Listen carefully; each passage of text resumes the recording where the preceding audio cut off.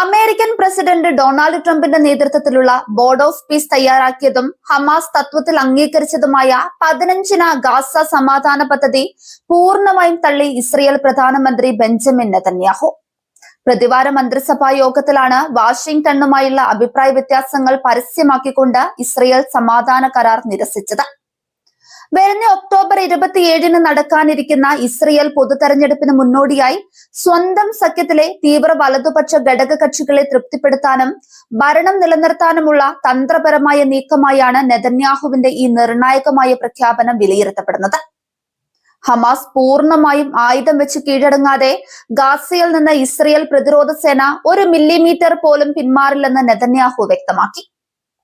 ഹമാസിന്റെ പക്കലുള്ള ലഘുകന ആയുധങ്ങളും തുരങ്ക ശൃംഖലകളും പൂർണ്ണമായി നശിപ്പിക്കുന്ന യഥാർത്ഥ ആയുധ നിഷ്ക്രീകരണമല്ലാതെ വ്യാജ കരാറുകൾക്ക് ഇസ്രയേൽ വഴങ്ങില്ലെന്നാണ് അദ്ദേഹത്തിന്റെ നിലപാട്.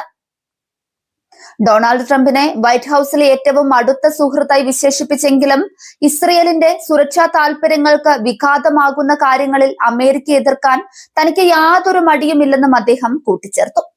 കൂടാതെ താൻ പ്രധാനമന്ത്രിയായിരിക്കുന്ന കാലത്തോളം സ്വതന്ത്ര പലസ്തീൻ രാഷ്ട്രം രൂപീകരിക്കാൻ അനുവദിക്കില്ലെന്നും നെതന്യാഹു ആവർത്തിച്ചു.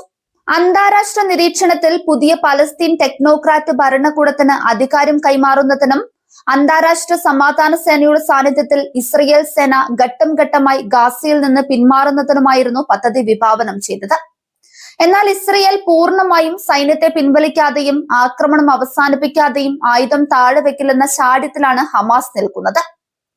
അതേസമയം ഒക്ടോബർ 7 മോഡൽ ആക്രമണങ്ങൾ ആവർത്തിക്കാതിരിക്കാനും മേഖലയിൽ സ്ഥിരത ഉറപ്പാക്കാനുമുള്ള ഏക പ്രായോഗിക മാർഗം ഈ റോഡ് മാപ്പാണെന്ന് പദ്ധതിയുടെ മേൽനോട്ടം വഹിക്കുന്ന ബോർഡ് ഓഫ് പീസ് പ്രതിനിധി നിക്കോളായ് മാർട്ട്ലവ് ഓർമ്മിപ്പിച്ചു.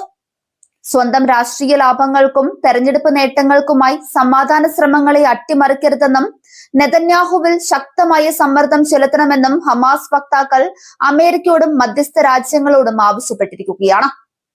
ഇസ്രയേൽ ധനമന്ത്രി ബെസാലൽ സ്ട്രോമിച്ച് ഉൾപ്പെടെയുള്ള തീവ്ര വലതുപക്ഷ നേതാക്കൾ നെതന്യാഹുവിന്റെ തീരുമാനത്തെ സ്വാഗതം ചെയ്ത് രംഗത്തെത്തിയിട്ടുണ്ട്. എന്നാൽ അമേരിക്ക, ഈജിപ്ത്, ഖത്തർ, തുർക്കി എന്നീ രാജ്യങ്ങൾ മുൻകൈയെടുത്ത് കെട്ടിപ്പടുത്ത നയതന്ത്ര ശ്രമങ്ങൾക്ക് ഇസ്രയേലിന്റെ ഈ കടുത്ത നിലപാട് വലിയ തിരിച്ചടിയാണ് ഉണ്ടാക്കിയത്. ഇതോടെ ഗാസയിലെ വെടിനിർത്തൽ ശ്രമങ്ങൾ വീണ്ടും അനിശ്ചിതത്വത്തിലാവുകയും മേഖലയിൽ ഉടനീളം സംഘർഷം കൂടുതൽ രൂക്ഷമാകാനുള്ള സാധ്യത വർദ്ധിക്കുകയും ചെയ്തു.